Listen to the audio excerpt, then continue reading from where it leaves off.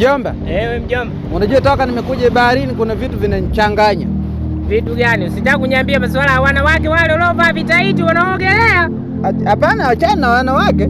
Unajua mjomba, hivi chochote uone maajabu yoyote toka. Hivi Fakara kuna vitu kama hivi, hebu angalia vizuri, mimi sitaki kukwambia mimi. Hebu angalia. Sasa ndio maana wakasema Morogoro mji kasoro bahari. Fakara bahari unaitoa wapi? Sasa mjomba, mimi nimeona huko kuna uchawi, tuwahi kurudi nyumbani. Unajua kwa nini?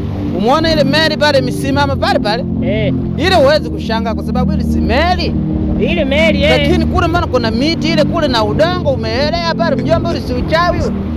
Kile kisiwa kielei, kile kisiwa tangu chini maana yake pale maji hawezi kufikia pale kama kuna mwili. Mjomba kuwa na ufahamu, mimi mtoto wa Ifakara, mimi nimesoma. Sijawahi kuona kitu kimekaa katikati ya maji alafu kimeota na miti vile.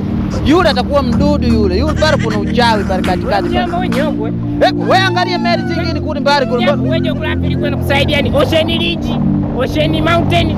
Kwenye geography kama mwani mjomba unyesamu. Yangu mjomba tumekukosa. Ule uchawi na hapa baharini kuna uchawi. Sasa mimi nakwambia kitu kimoja. Umeona kule kwenye udongo kule, kwenye miti mimea hii. Ule wote uchawi, wanasema hapa baharini kuna uchawi ndio ule, twende nyumbani. Mjomba wewe unataka kuonekana mimi taila. Watu huku TikTok wanyoni mimi sina akili kama wewe. Mjomba. Wewe hadi meende bure mjomba wewe. Kwa maana hilo unamaanisha hili nini sasa? Kile kisiwa wazungu wanasema Islandi. Mjomba, Islandi haiwagi vile. Nini nyoko? Islandi inakuwa karibu pembeni, inaingia kutoka huko inaenda mpaka ndani kidogo inarudi. Lakini ile pale mjomba, hii joto sana hii. Hii mnishitua. Mjomba unataka kunifanya mimi sina akili. Mimi soma mjomba. Leo ndo nimegundua kwa mjomba wewe nyoko. Mjomba nakupa.